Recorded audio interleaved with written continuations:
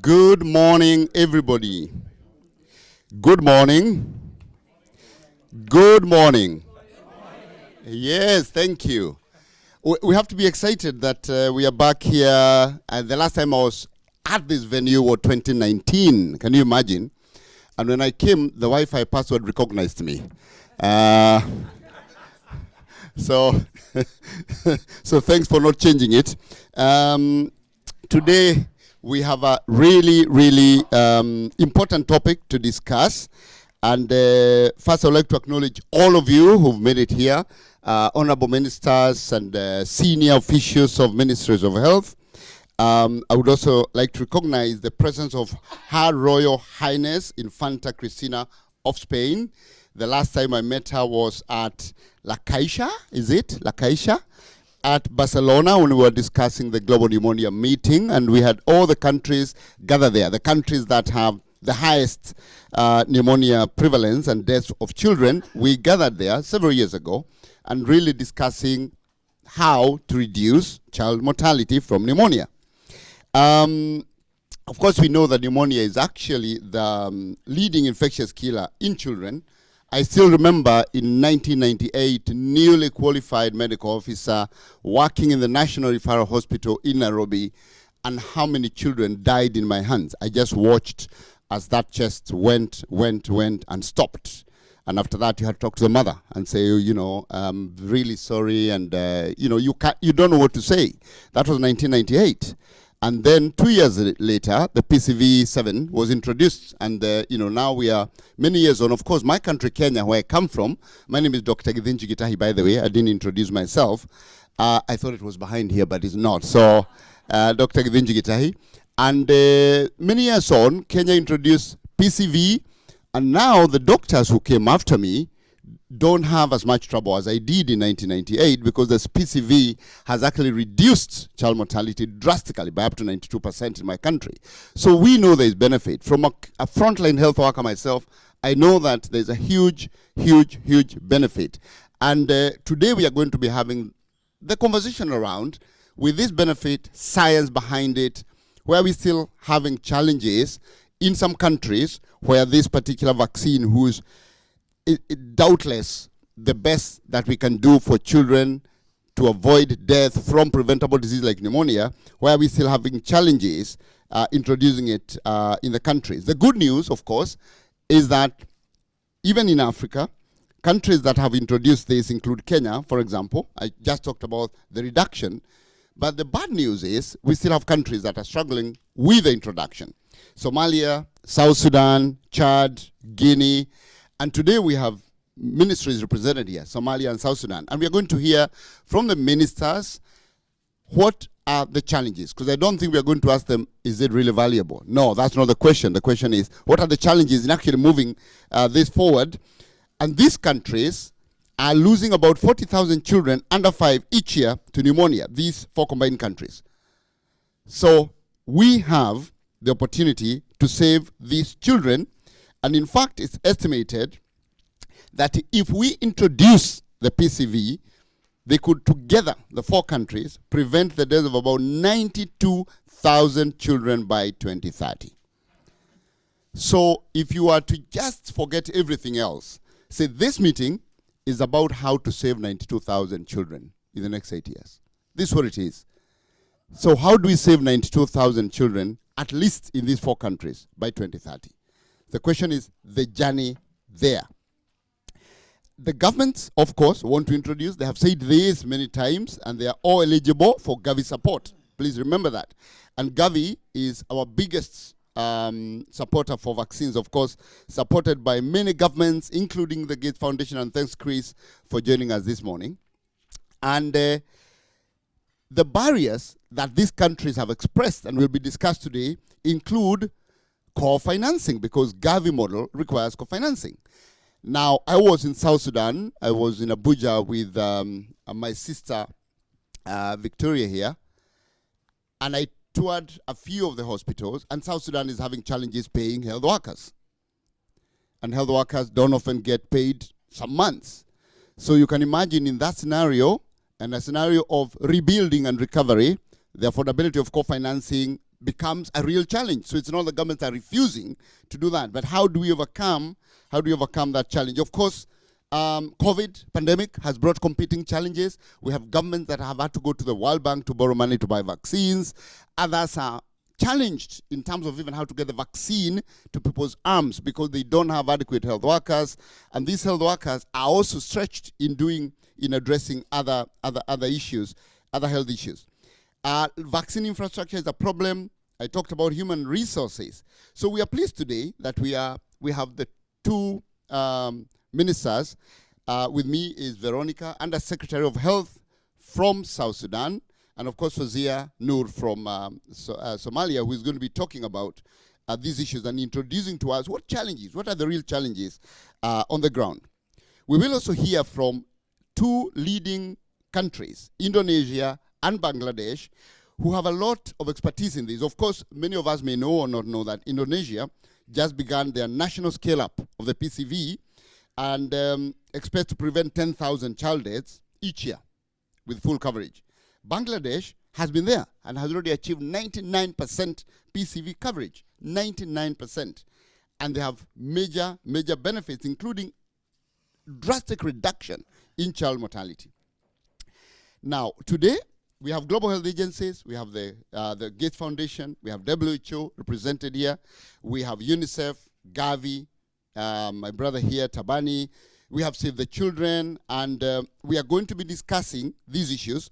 Of course, I'm told the Asian Development Bank is here. Yes, welcome. Thank you. The Asian Development Bank is here, which has played a critical role in Asia Pacific as well, in financing to close those gaps. And also, as countries emerge now, is the time to, as we emerge through from the COVID pandemic, it's time to actually focus on this. So what I would like to do now is actually move forward to hearing from Kate O'Brien. And Kate is going to be talking to us about the burden of pneumonia in countries and whether PCV introduction and riding on introduction of rotavirus and all these epidemiological evidence, what evidence exists, Kate, in terms of introduction and also double introductions with rotavirus. So, Kate. And Kate O'Brien is the Director, Department of Immunization, Vaccines, and Biologicals at WHO. Over to you, Kate. Practicing being back together in a room. Thanks so much, Gitani. And let me just say how pleased I am to be with all of you, very distinguished panel members, excellencies in the room, all of you who are here, gathered here. This is a topic that is very near to my heart, like you, Gitani, and like many of us in this room. We have each cared for children who have died of pneumonia, and I have to say I think dying of pneumonia is one of the worst deaths because children are often quite conscious until near the end, and to die as a result of essentially drowning in your own fluids is quite a gruesome death. And there's so many ways that we can prevent this, and it's our duty to prevent that for young children. As you all know, pneumonia is the leading killer of young children around the world, and pneumococcus, the bacterium we're talking about, the bacterium for which we have a vaccine, is the most common cause of bacterial pneumonia. Bacterial pneumonia is among the pneumonias the most fatal. Pneumococcus is also, of course, a major cause of meningitis. So it's not just pneumonia that we're talking about. It's also deaths as a result of meningitis. And we have an entire strategy for eliminating meningitis epidemics. And we've got highly effective vaccines. And I actually spent my career developing pneumococcal conjugate vaccines. And I was just remembering while you were speaking, Gitani, how personal this is. I have a 25-year-old daughter, and she was one of the participants in a clinical trial. So in fact, she was vaccinated before the vaccine became licensed. And we at WHO have had a long-standing recommendation that pneumococcal conjugate vaccine is part of the recommended childhood vaccination schedule for every country in the world. It's one of the universal vaccines that is recommended. And we're not there yet, in spite of the fact that we know the world can introduce vaccines when it wants to. Every single country in the world, except for two, introduced COVID vaccine in less than 11 months. Just get your head around that. And we are now 22 years since pneumococcal conjugate vaccine first became available, and 148 of the 194 member states of WHO, or 76%, have introduced PCV in their routine immunization schedules. So we still have a ways to go here. And this leaves out 13 Gavi-eligible countries, and that's really the focus of where we want to provide the support. So I said that 76% of countries have introduced, but when you take into account how much coverage there is in a country, it means that only 49% of children in the world have actually received pneumococcal conjugate vaccine. And the burden of invasive disease, the burden of death, is especially high in sub-Saharan Africa and Southeast Asia.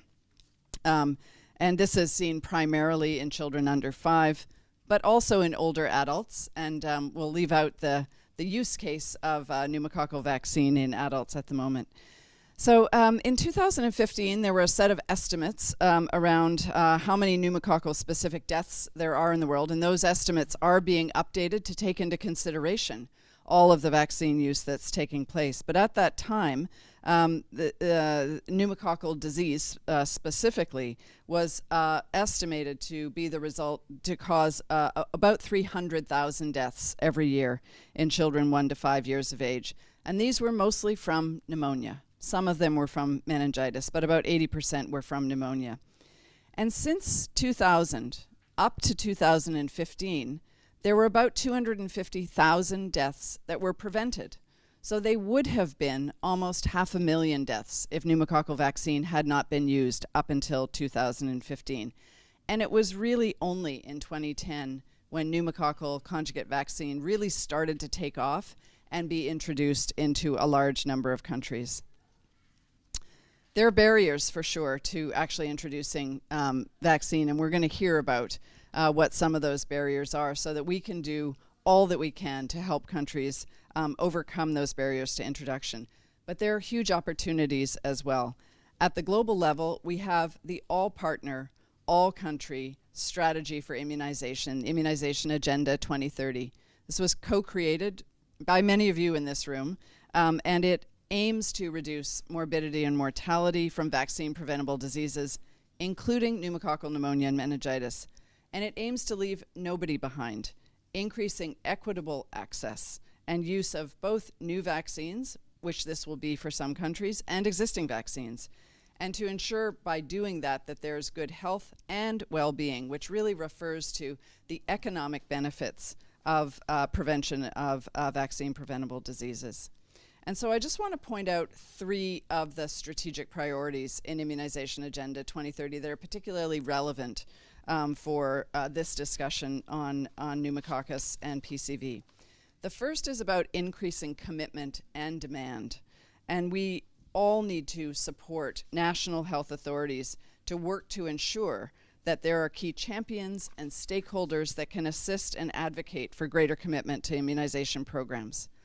The second is around coverage and equity, and that's really what we're talking about here. Countries that are still not yet at the point where they've been able to introduce, and so helping achieve that equity and supporting new vaccine introduction. And the third is around supply and sustainability. And we now have 3 pneumococcal conjugate pre-qualified vaccines, and there are more on the near horizon with ever-expanding numbers of serotypes in the vaccines.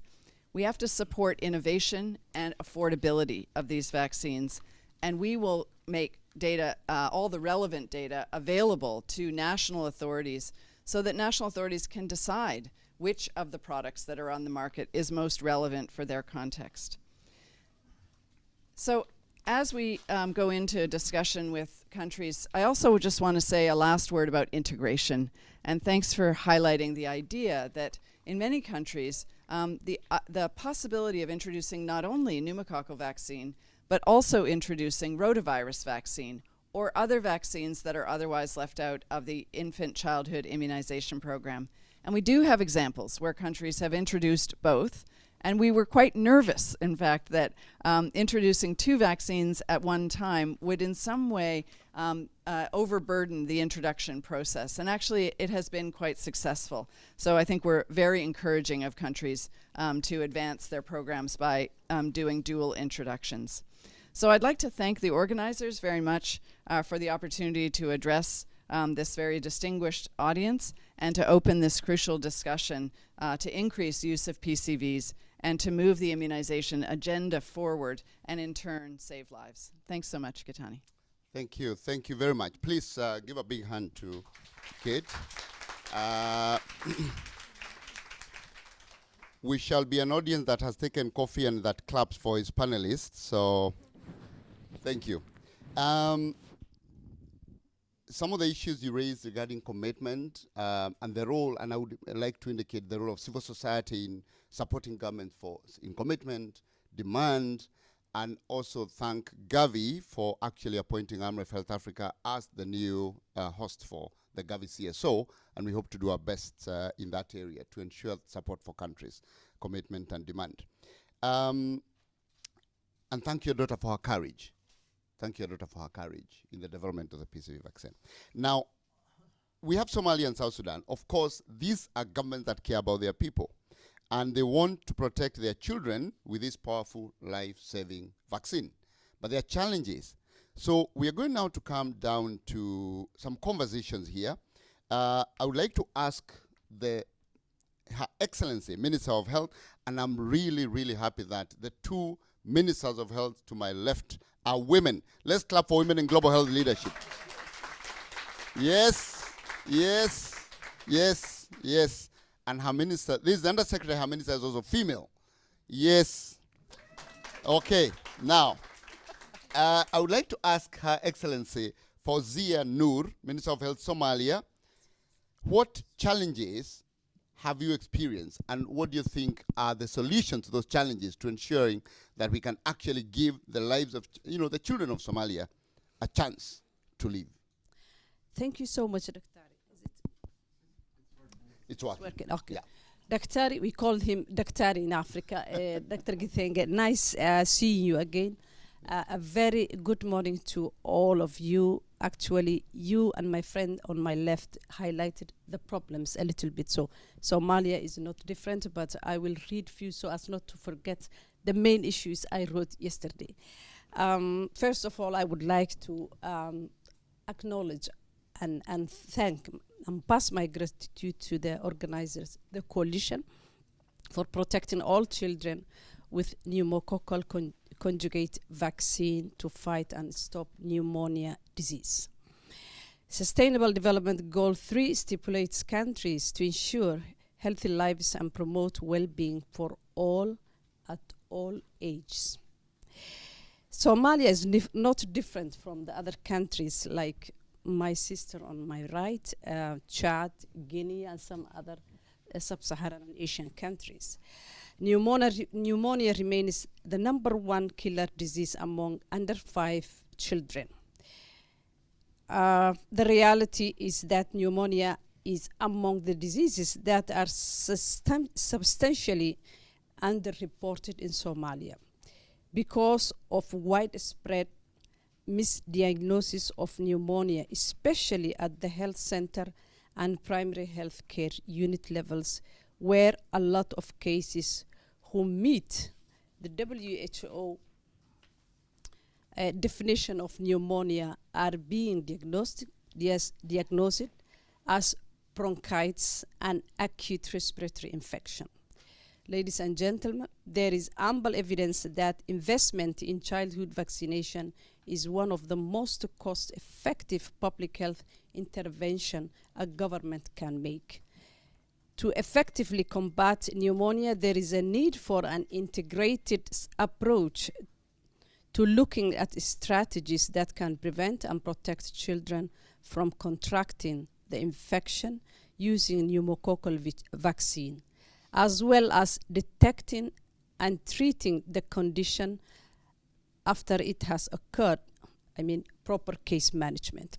Furthermore, preventing exposure to indoor air pollution is a vital intervention as most vulnerable population groups are young children and women who usually spend most of their time near the family kitchen or fireplace. Evidence shows that more than half of pneumonia deaths in children under the age of 5 are attributed to indoor air pollution. Ladies and gentlemen, the introduction of pneumococcal vaccine as part of the routine immunization services can help us dramatically reduce the number of cases, hospitalization, and deaths from pneumonia, as per the studies conducted in some African countries. Also, through the integration of immunization program with other services like better nutrition and sanitation, we can change and save millions of children's lives. In October 2021, Somalia took steps to prepare the introduction of pneumococcal vaccine. To this end, we are developing a national pneumonia control strategy in consultation with all relevant stakeholders in the health sector. We have also established a national pneumonia technical working group who will support and oversee the introduction of PCV vaccine in Somalia.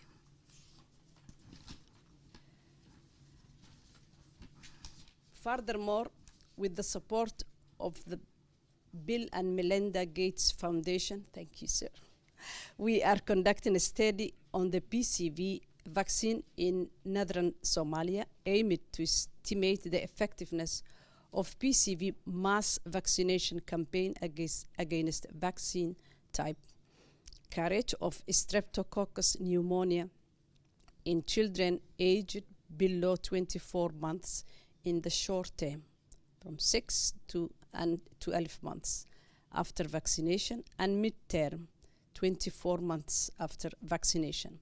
We are planning to conduct similar studies also in other parts of the country as well.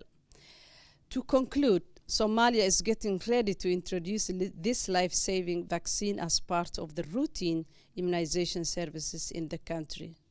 We call on all our partners to continue working with us to make this important initiative a reality. So we need all your support and for with us. Thank you so much. Thank you. Please. Honorable Minister, we appreciate you coming here, you're being here to share your experiences, and also reminding us that this is an integrated approach, that integrated community case management of pneumonia must continue at the same time, and that we must also address the climate change issues and the use of fossil fuels in cooking that's also contributing to this. So it's integrated. Thank you very, very much. I'd now like to ask Dr. Victoria, Under Secretary of Health, South Sudan. What would be your comment about, of course, for South Sudan, again, we are 0% PCV coverage.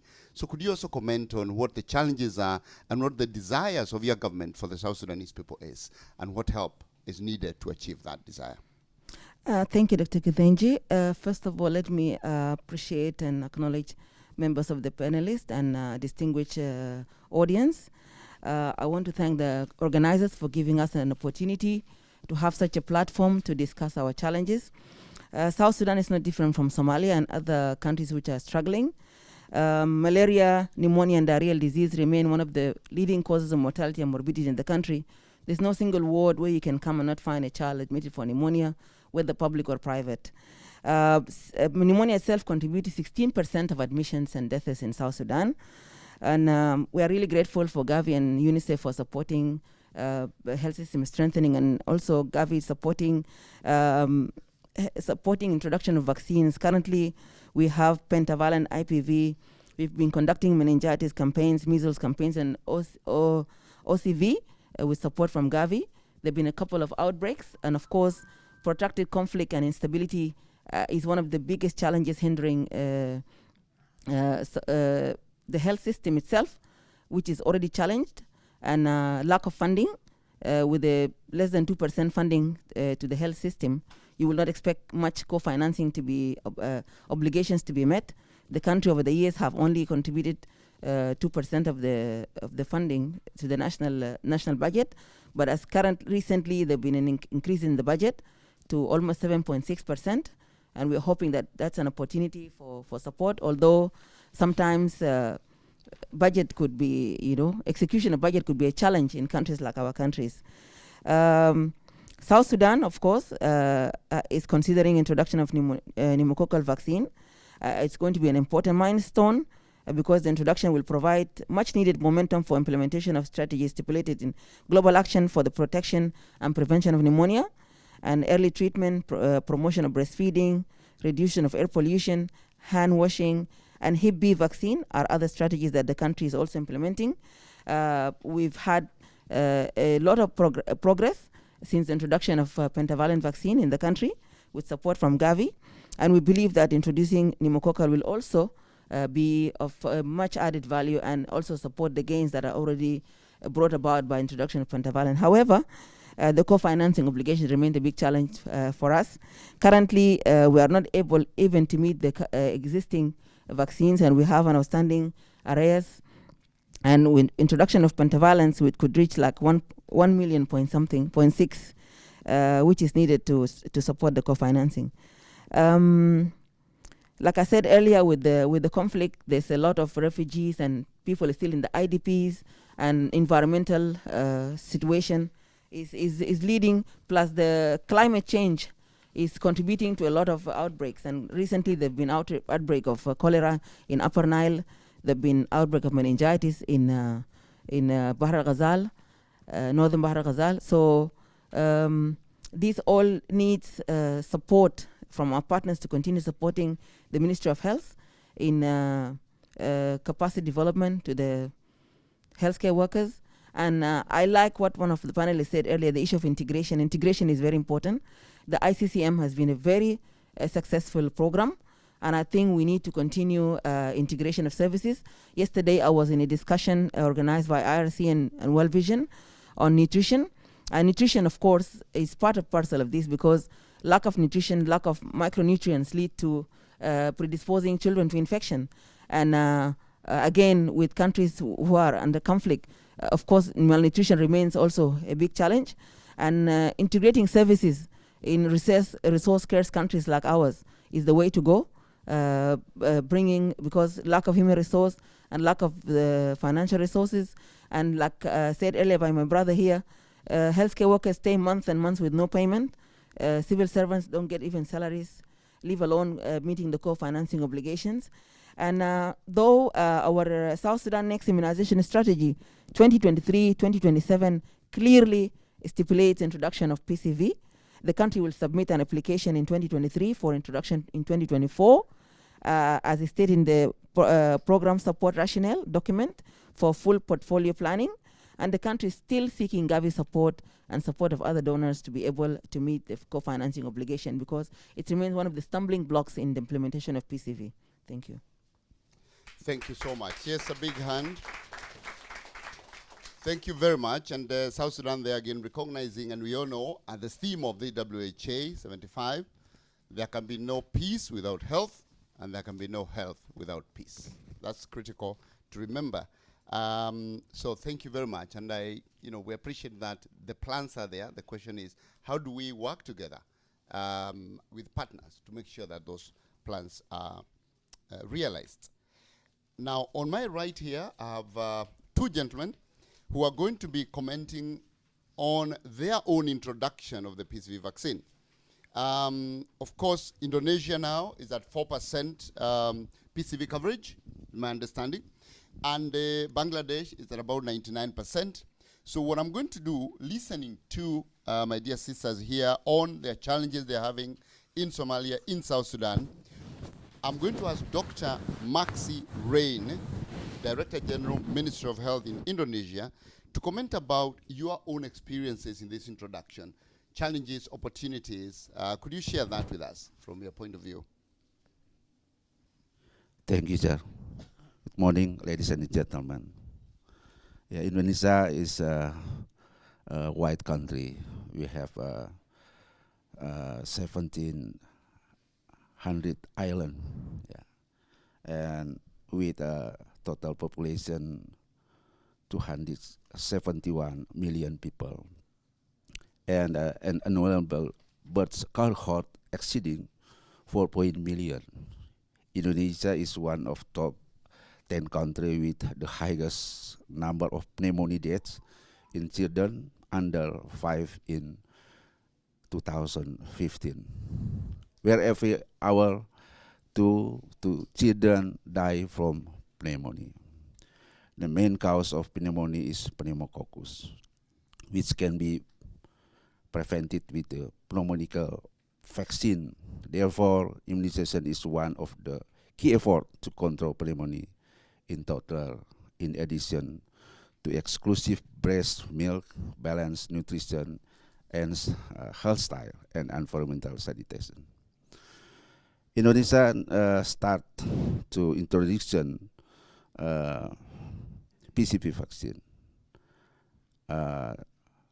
Start to 2013, introduce start to two provinces in West Nusa Tenggara and Bangka Belitung, and 2021, we had two provinces, big province, West Java and East Java.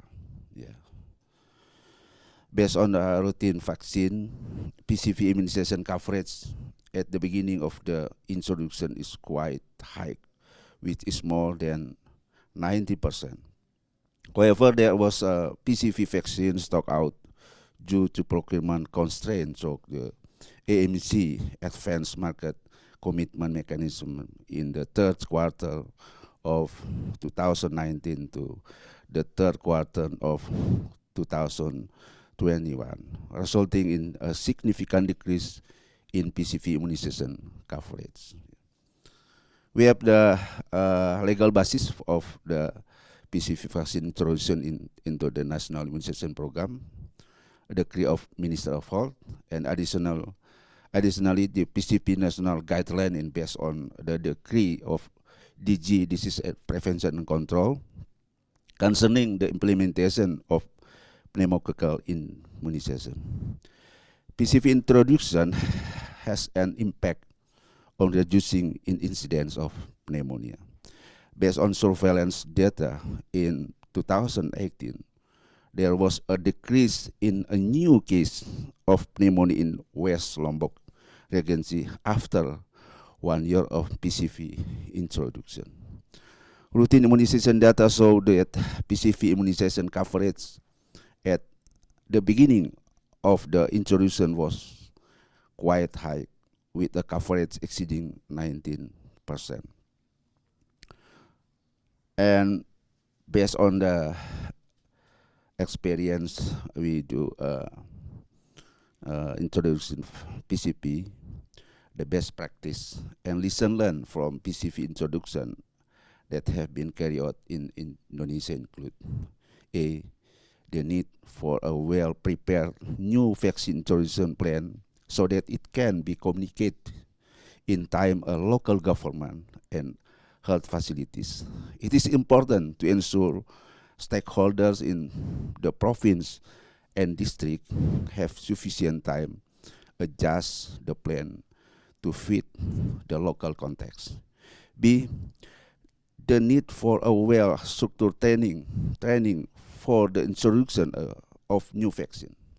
C, the importance of logistic preparation for a new vaccine to achieve timely implementation of the introduction plan. And D, effective, informative, educative, and communicative advocacy and socialization as key component for public acceptance of a new vaccine.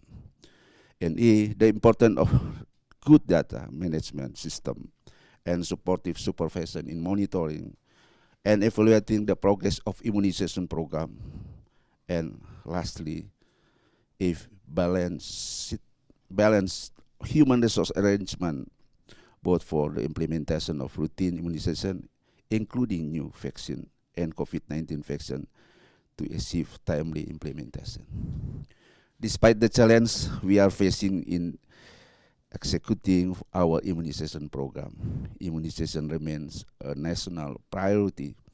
We are committed to reducing and preventing the incidence of pneumonia by continuing to monitor of immunization coverage and progress, as well as conduct post-launch assessment, PLA, to evaluate PCV introduction in Indonesia. Results will be used as a lesson learned for national scale up and strengthen the pneumonia surveillance needed to assess the impact of our PCV immunization program. Thank you. Thank you very much. Please, big hand for Dr. Rain, and thank you very much for sharing those. And actually, picking up 2 points, of course, Indonesia is a huge population. It is probably almost twice, we think, of the largest country in Africa. It's probably twice the population of Nigeria, though we never really know the population of Nigeria. But I would estimate it's probably twice. So thank you for that great work. And raising 2 points. One is the importance in this conversation of the promotive services of breastfeeding, exclusive breastfeeding. Again, we talked about integrating all approaches to a pneumonia, not just one. But secondly, talking about that even for my sisters on my left, that even as we focus on the price and the cost and the financing for the PCV, we must at the same time, Tabani, start focusing on communities, trust, building trust, communication, because you may end up solving the financing challenge, but then acceptance becomes a problem, contextualization, the role of local governments. So I would hope that this becomes part of the conversation. Thank you. Yeah, Dr. Veronica says it is now. Thank you for that. I would now like to come to my brother here, ABM Khurshid. He told me his name is too complicated, so just say ABM. And don't worry, you're not alone. People can't pronounce my name, Githenji Gitahi, so they call me GG. So you're in good company, ABM. And of course, Bangladesh, another big country, has had good success, very good success, 99% PCV coverage. Could you share your experiences and your journey to this from when you introduced it in 2015, the successes, the journey, the challenges, and what you like us to look at as we look at those that are just starting the journey. So over to you, ABM. Thank you very much, and very good morning to all of you, the distinguished panelists and the dignitaries here. I am very much delighted to remain present here and to share some of our experiences with you. Sorry for begging pardon for the complexity of my name. That's not my fault. That the fault lies with my parents, who has chosen this name for me, and they have registered it in my school, so it persists for lifelong. Hope so that up to the tombstone. Regarding the experience of the pneumococcal vaccination in Bangladesh, I would like to inform you that we have got a very good infrastructure regarding the primary vaccination of all the 10 diseases of extended program of immunization. Since 2015, we have introduced it in our country, and we found that by introducing this anti-pneumococcal vaccine, we could reduce the childhood mortality, especially from, it was initially prior to, in 2013, it was about 64 per 1,000 birth, but now it has been reduced less than 20 per 1,000 birth. So I think that this is an excellent progression of our vaccination program. And this pneumococcal vaccine was deployed in our country through our primary healthcare centers. And you know, the primary healthcare centers in Bangladesh is the brainchild of our Honorable Prime Minister, Sheikh Hasina. She created a community healthcare clinic for every 6,000 people. So these are tiny rooms, and with a paramedics there, and who are trained to vaccinate the people, as well as to distribute some primary, what should I say, the primary medicines which is required for headache, for fever, for diarrhea, etc., etc. So this infrastructure helped us to deploy the vaccine and to attain our maximum percentage of coverage of our people. We are trying to include all of our babies by the end of the coming year, and we need help of the Gavi, UNICEF, World Bank, and other the international financier who are financing the regarding the managing of the health programs of different countries. We know that we have to change our cost sharing by coming 2023, but I think it would be a gradual step, and so that we can cope it with our financial budgets and other things. And PCV vaccine, initially, another point I would like to mention, that initially it was a 2-dose vaccine, and after opening the bottle it remains only 7 days, and we have to discard that vaccine. But we are very much thankful to the Gavi and other partners who now supplied the vaccine in 4 doses in a single vial, so that, and it can be kept after opening about 1 month, so we can use more vaccines and we can keep it, as because there is no cold chain constraints regarding the keeping of this vaccine, so it can be kept for 1 month after opening a bottle, so there is less wastage of the vaccine. And for successful vaccination, you need number 1, leadership. This is number 1. Number 2, political commitment, and number 3, infrastructure, both the human resource as well as the logistics. And I am very delighted to mention this. Our leadership is Prime Minister Sheikh Hasina. She is very keen, and the world has given her vaccine hero, and she was honored by this term, vaccine hero, and she monitored the health sectors like a mother who is pampering his what should I say, growing up kids. So we are to remain on toe always, as because she is monitoring. I mentioned that the leadership is one of the main things that should come first to make successful a vaccine campaign or vaccine program, and for that reason we are attaining these sorts of achievements.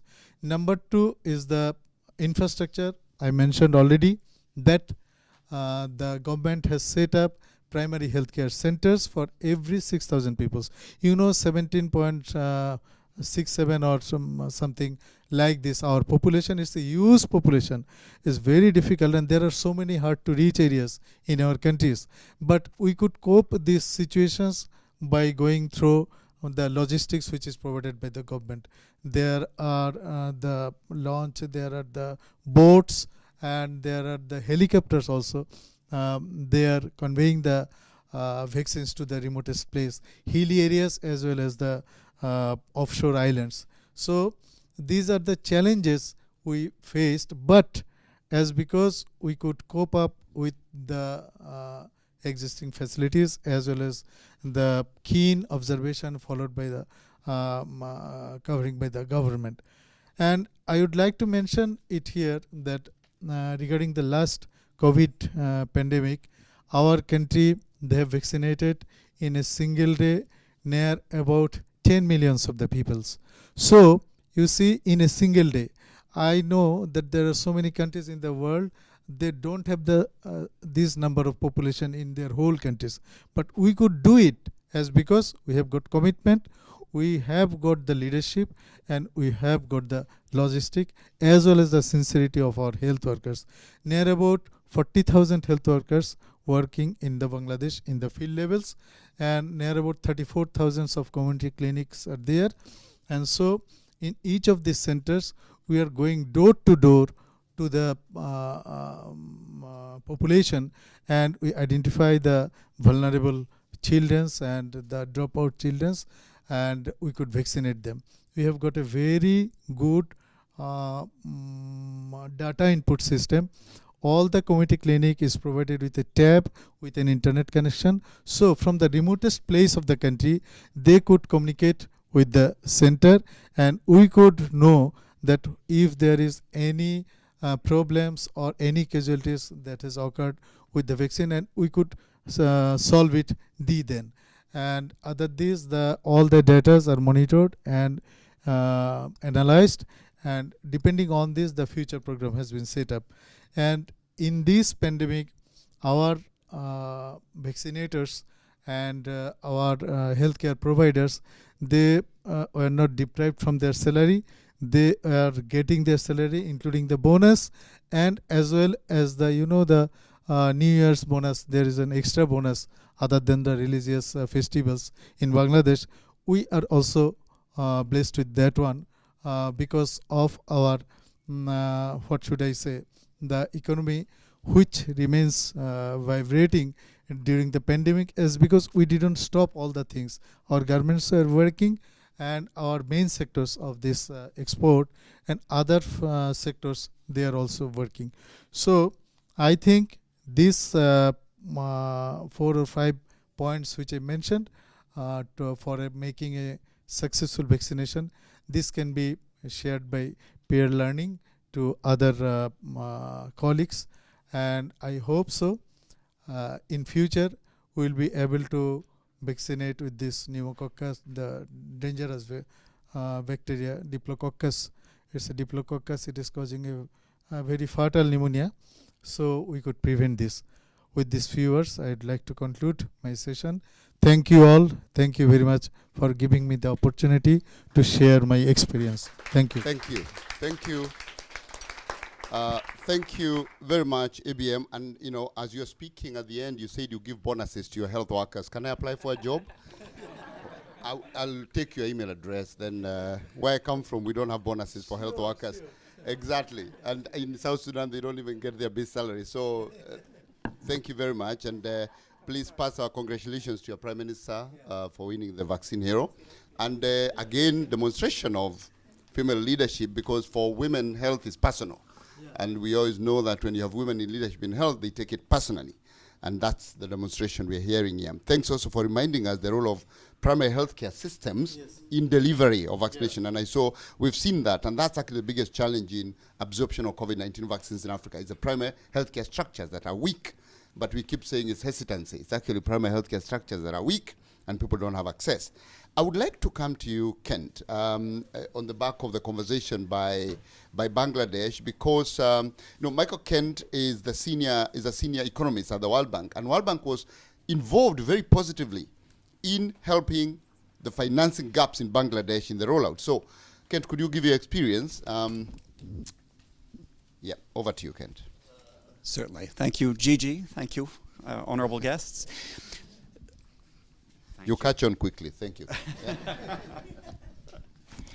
So the World Bank has co-financed PCV, this financing nested within the third Health Sector Development Program in Bangladesh, in 2015 and 16, paying directly for vaccines and associated costs. Since 2017, we've also been providing financing for the health sector that does not finance specific inputs, but instead incentivizes outcomes, including immunization coverage. The World Bank co-finances PCV with Gavi, and along with UNICEF and other agencies, collaborates closely through the Interagency Coordinating Committee.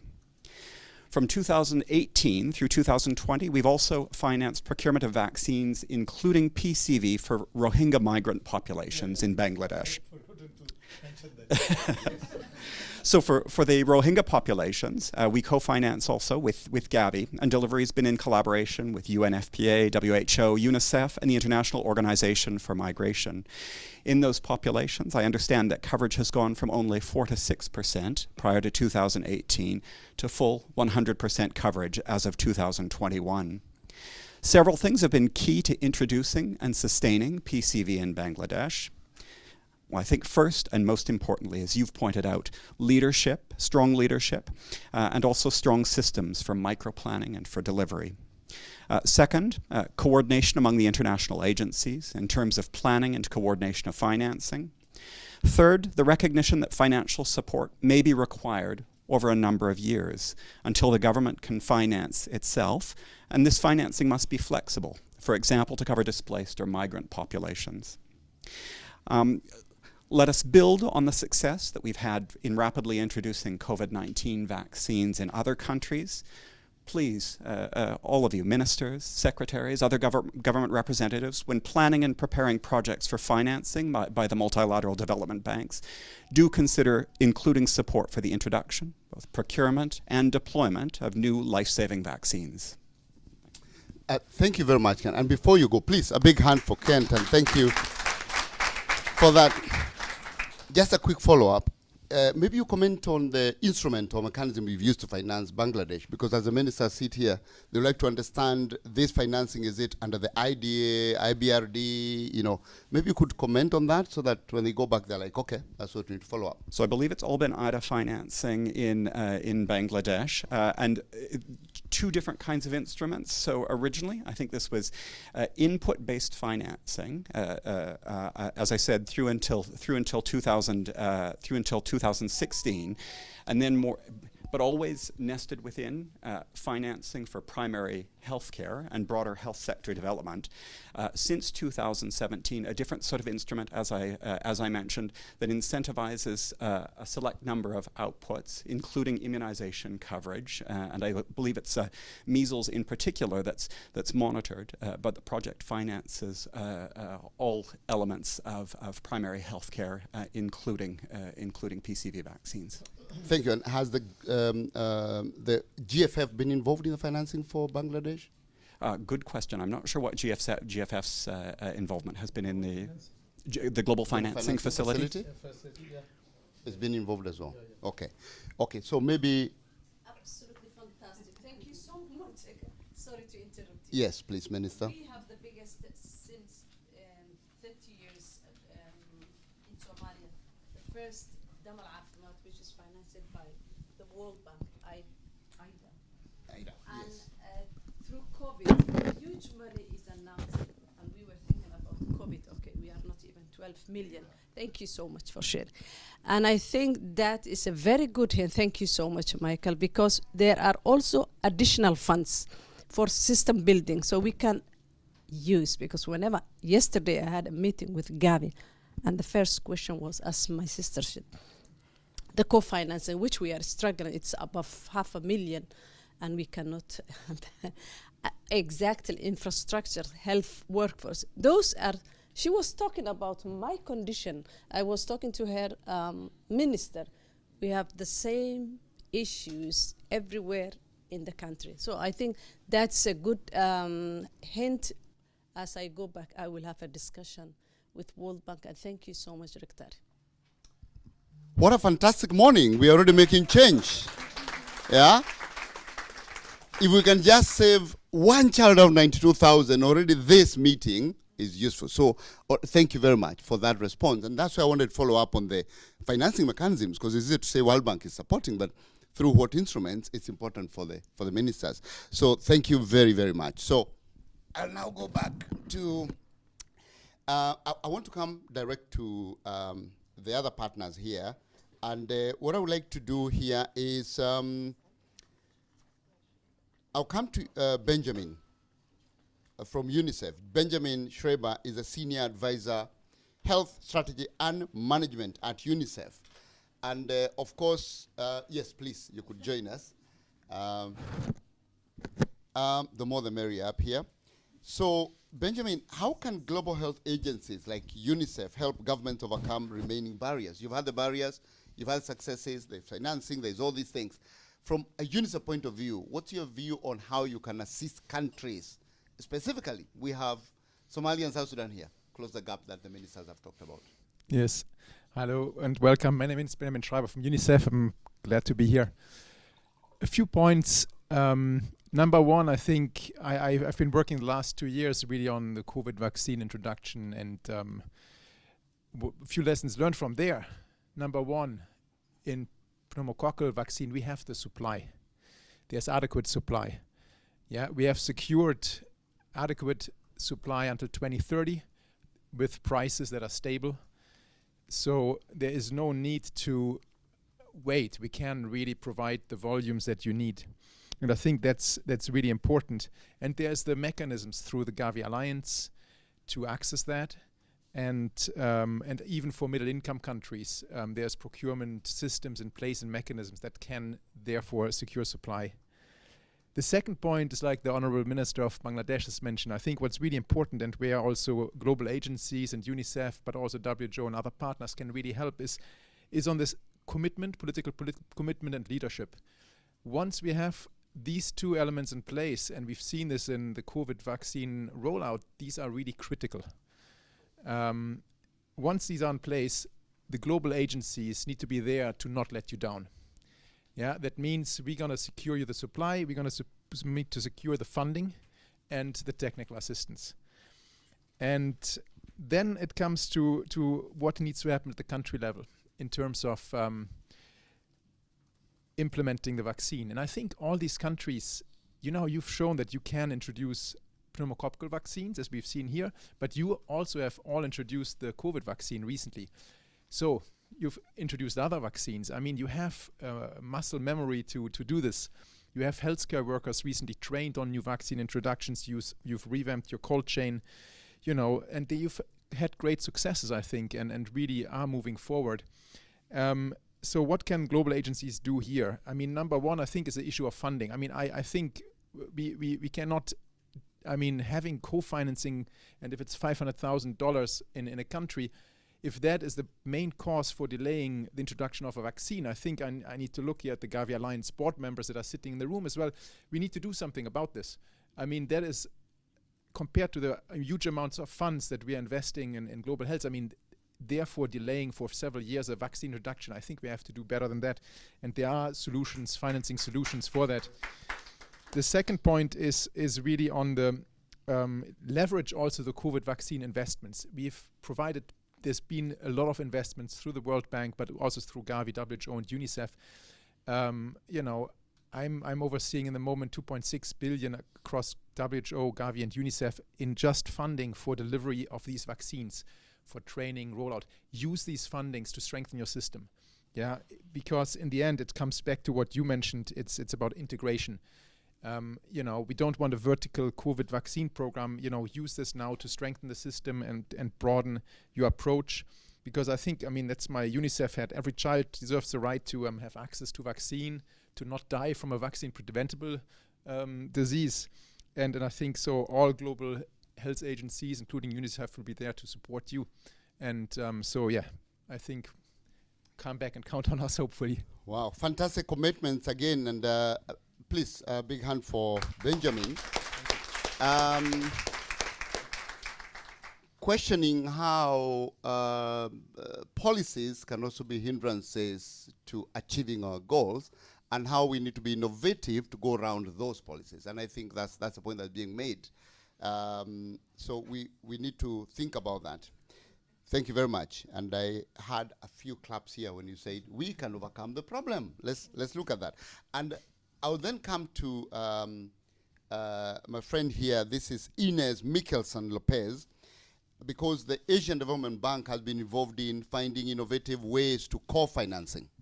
So could you comment about that? And how has the Asian Development Bank developed these innovative ways of co-financing that actually Benjamin is talking about? There must be a solution to every problem. And we can't just sit and wait because we are losing lives every day. So what mechanisms exist for innovating around the co-financing challenge? Thank you very much. Thank you for the organizers for inviting the Asian Development Bank, the ADB. I'm delighted to be here today with such distinguished guests in your excellencies.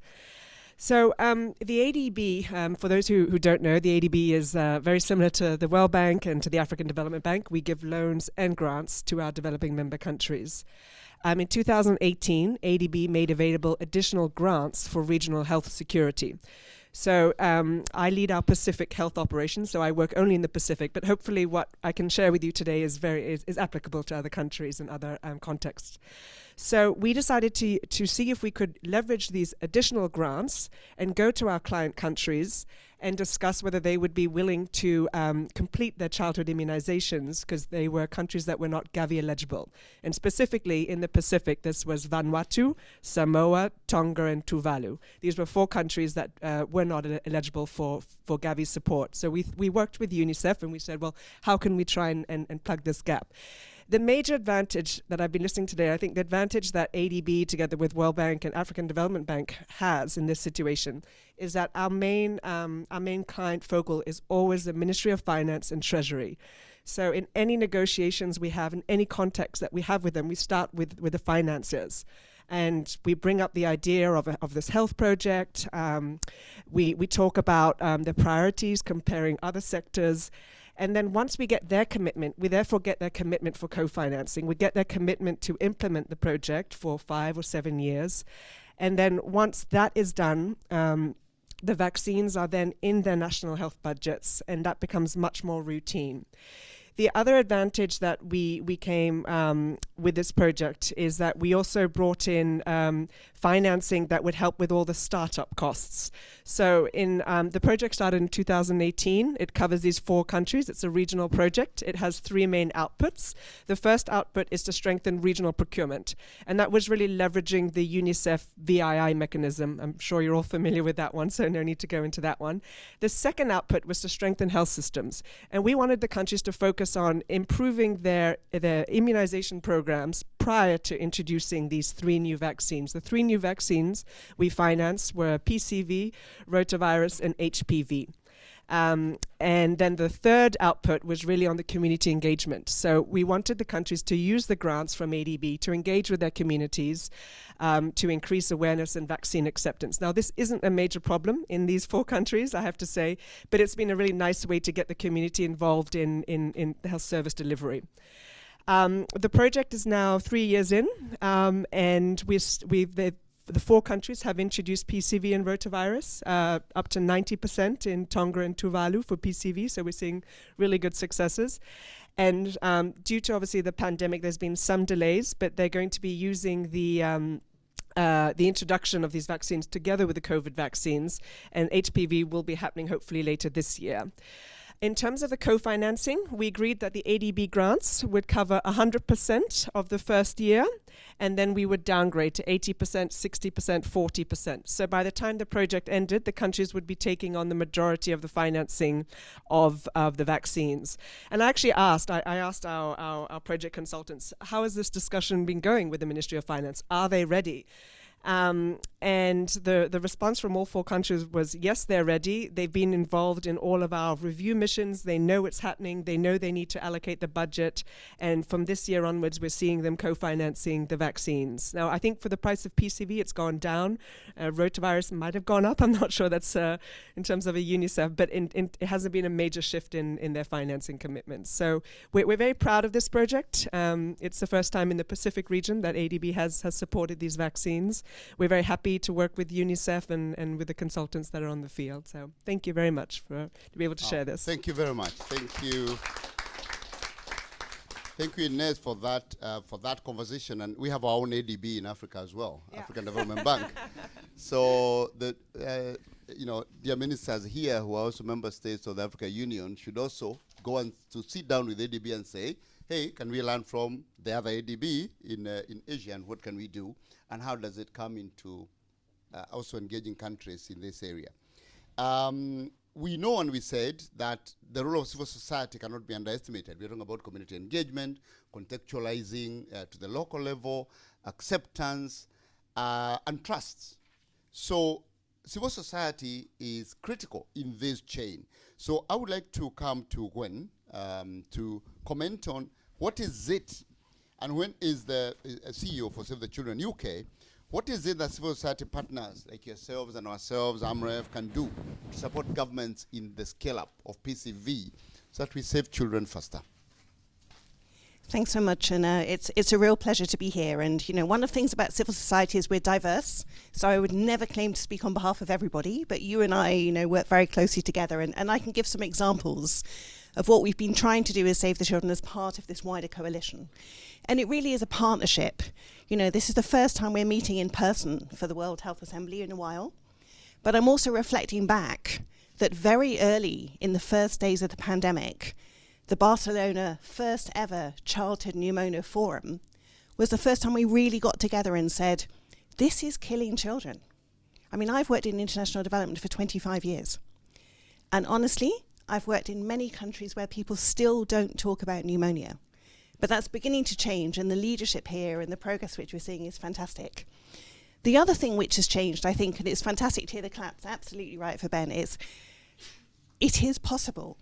You know, it's one of those things, we all do a really tough job, but we're here to take on the impossible. And I think when it comes to vaccination, when it comes to the power of vaccination, all over the world, the mindset has shifted.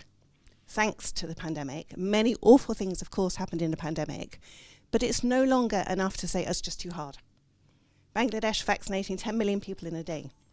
We have to be able to get these routine vaccinations, all of them, not just PCV, but including PCV across Somalia, across South Sudan, across other countries. And we can't wait and say, oh, you're not ready. I mean, that's unacceptable from an equity lens. It's also really patronizing, and it misses out on the opportunity to get great value for money. I'm an economist, so there's great value for money of building on the rollout of COVID and the health system strengthening all these other issues. Let's take all of them together to focus on the zero dose. And one of the other things about this whole debate is, you know, over the last couple of years, I've sat in many conversations where people have said, it's vertical. We have too many vertical approaches already. This is not. This is about evidence. You know, 2 days ago, we sat together, many of us, and we talked about a new rescue action plan on child survival. We looked at the data from the WHO. What is killing children under 5? It's malaria, it's diarrhea, and it's pneumonia. So the evidence is there. So I'm definitely not up for vertical approaches, for horizontal projects which are all terribly ring-fenced. You know, one of the tragedies for me is over the 25 years I've seen, we've moved away. First, we talked a lot about supporting national action plans, getting behind country systems. Anyone remember the Paris Agreement in 2005? Busan? We've rolled back from that. It's all become very, very fragmented. But we do have to do this absolutely behind national leadership, integrated plans, and you're seeing here from government representatives just how important that is. And we need to really focus on that primary healthcare level and the community care level. And we have integrated community case management for so many other issues. So I really hope that we can say yes to the PC vaccine, and we can show it can happen.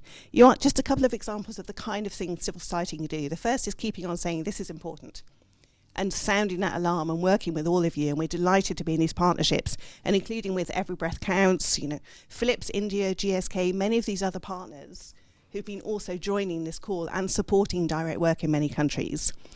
At the national level, we've helped, and we're delighted to help the governments in terms of social media campaigns in Indonesia that reach 7 million people, in Bangladesh building that national coalition, but also going household to household in terms of vaccine acceptance. We're even experimenting with social behaviour change, because why not? We're all in the business of innovation. You know, we saw in the COVID pandemic the paranoia, the conspiracy theories around vaccines. We have to counter that in as sophisticated as way, in some cases, that people are putting out the conspiracy theories. We're also thinking about making that really strong case that it's not just vaccines and it's not just health. And you heard how important malnutrition is. And we're in the middle of a global hunger crisis. I'm going to say this all week, people. We're in the middle of a global hunger crisis, and we know that 40% of the risk of pneumonia is due to malnutrition. So we have to be dealing with malnutrition at the moment. And we also have to deal with that care-seeking behaviour, so that families understand this is a serious issue that needs help. You know, and we've all talked about our motivation to be here. Mine essentially is evidence, and I believe this is important. And credit to my predecessor, Kevin Watkins, who many of you know, who has been going on and on about this and will continue going on about this. But just my personal motivation, I lived in Malawi for a long time. I took my kids when they were little. My 3-year-old caught pneumonia. My husband turned up with him at my office, and he was blue. And it was the scariest day of my life. And what was more scary is when I got to the clinic, and I benefited from a really good clinic in Lilongwe. But I got there, and there was nothing. And eventually we managed to get the doctor on the phone, and he said, oh yeah, he needs oxygen. There's a tank somewhere. So my husband and I literally nearly blew up the place. I'm not joking. We found one of these tanks, turned it on. None of the masks fit a 3-year-old. The amoxicillin was out of date. None of these things were there, even though I knew this was really serious. Now, thankfully, we were very lucky. I phoned everybody I knew, we managed, and he was okay. But for all of us, I have many, many privileges, but as you said yourself, many people don't have those privileges, and pneumonia is a disease that kills children from poor families, in fragile states, those on the move, those from deprived backgrounds. So we must be doing this. So as you said at the beginning, this is a brilliant opportunity to save tens of thousands of lives, millions around the world, so we should definitely get behind this. Thank you. Thank you, Wayne, and thank you for sharing that and for sharing your personal story. We all have personal stories around this. We are coming to an end. We are going to have two further presentations. But in 30 seconds, Gwen, I want to ask you, because now I have the responsibility of hosting the CSO constituency for Gavi. What is the one single most important thing that civil society should focus on in the context of this conversation? Today, I think it's saying, let's either get a waiver or get the co-financing in place so that South Sudan, Somalia, and the two other countries can actually get access to the vaccine. Thank you. Okay. I'll invite you to our workshop when we are starting our micro-planning. Okay, good. So thank you very, very much. And I would like you to give a big hand to all the speakers so far. It's been a really, really, really fantastic conversation. Now, I want to come to you, Tabani, my brother Tabani here, Mafosa, on Gavi's. Tabani is, we know Tabani is the managing director of country programs at Gavi. So, what is the PCV support by Gavi in context of the zero-dose agenda that's obviously ongoing, and what are new approaches you see for fragile states? What is Gavi's thinking around this area? Thank you very much. And I thought that coming at the end of this conversation, the time I have is not enough to actually respond to the breadth of issues that have been covered. But first, maybe let me take us to Barcelona. When we were in Barcelona, we will remember that that is the time Indonesia had actually gotten into the AMC as part of their PCV. And of course, fast forward, they're at 4% coverage. For a big country, that's commendable, and in the context of a pandemic. And I would like to say that some progress is being made. But as somebody said recently to me, we have come this far and we have much further to go still. And so that is quite important to recognize in this context. For Gavi and Her Excellency here, as I was looking at her, I was thinking, when we were talking in Barcelona, we spoke about PCV and she poured her heart out. And as I walked in here and as I was seeing her face, I was saying, have we responded to the call that she placed in Barcelona?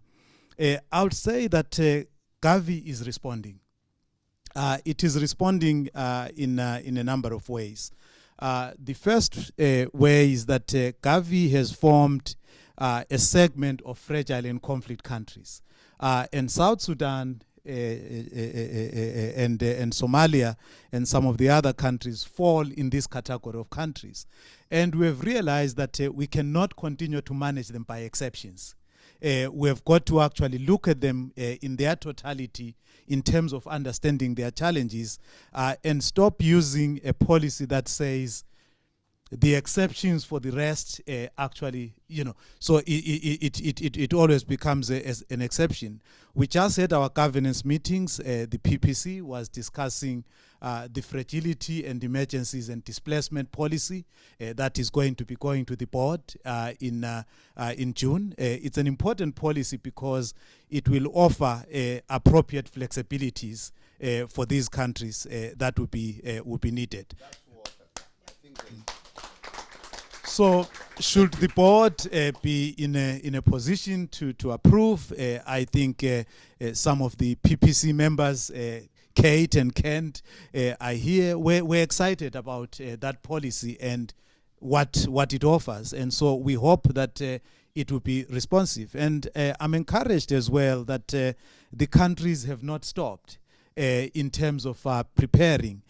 When I was hearing Her Excellency talking about the work that they are doing with BMGF, I think that is work that will set us up in good stead when we come to introduce the vaccines when the time comes. Both countries are in their full portfolio planning processes, which are supposed to allow them to think about their introductions and their portfolio of vaccines in a holistic manner. And we are working with them in thinking that through, in saying what can they carry and what can they not carry as well. But I was also really encouraged by Ian's comment, specifically on the role of ministers of finance. I think that sometimes we are very quick to assume that countries don't have financing. Sometimes it is actually how it is allocated. And it is also about who is engaged. And ministers of finance do need to be brought in on board. And we stand ready to support the ministers of health to actually advocate with the ministers of finance that the health of our children is the health of our future and the health of our nations. Thank you. Thank you very, very much, Tabani.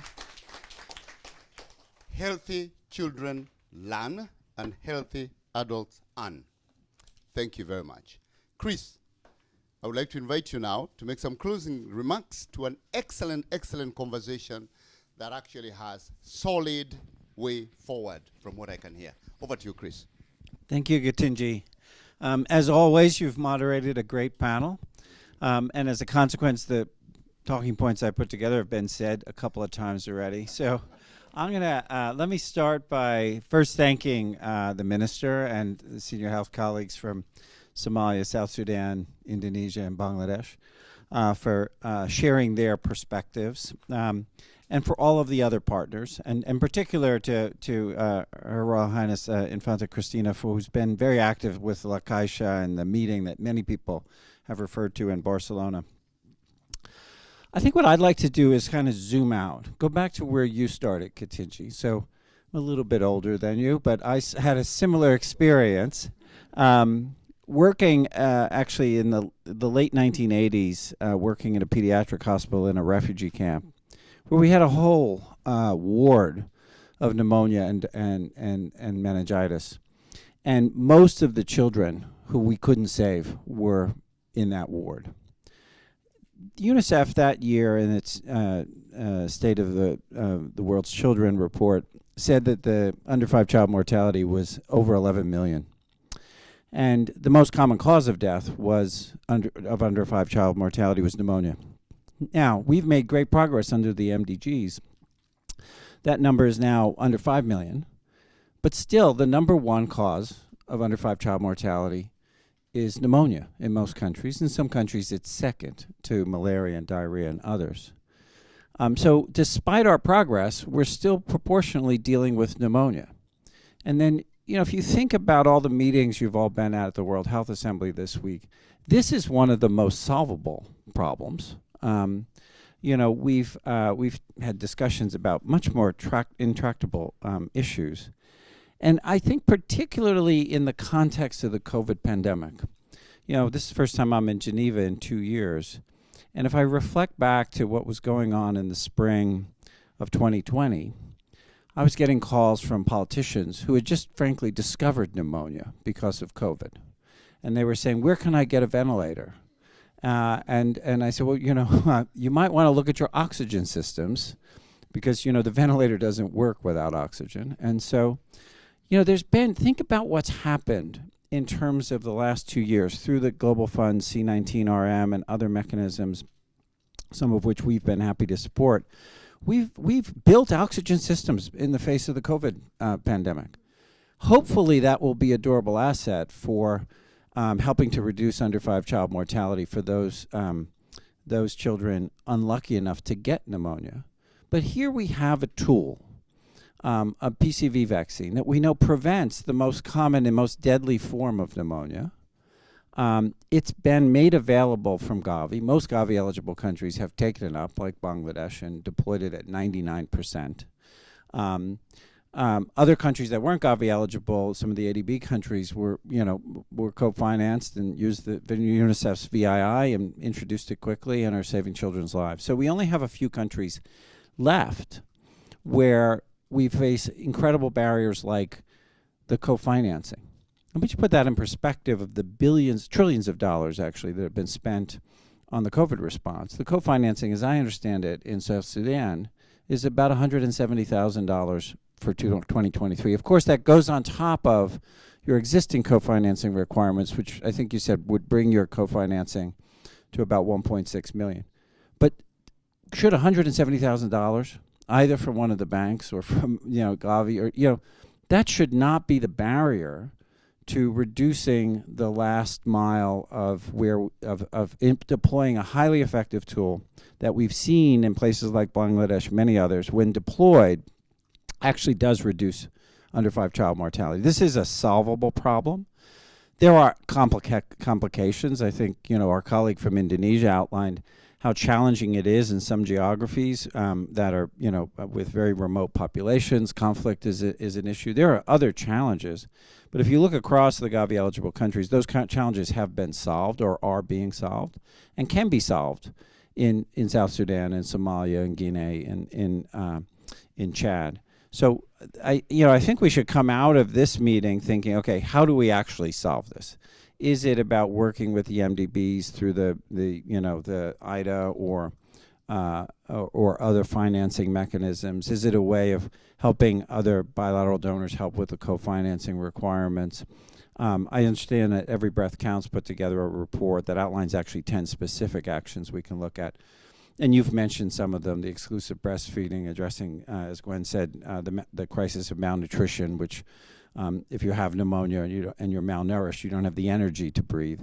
So, these are all challenges, but they're solvable challenges compared to many of the other things we're talking about this week. So let me just end my comments there. Thank you again, Katinji, for bringing everybody together from ABM to UNICEF and back to ADB. And thank you all. Let me wish you all a great day today here in Geneva. Thanks.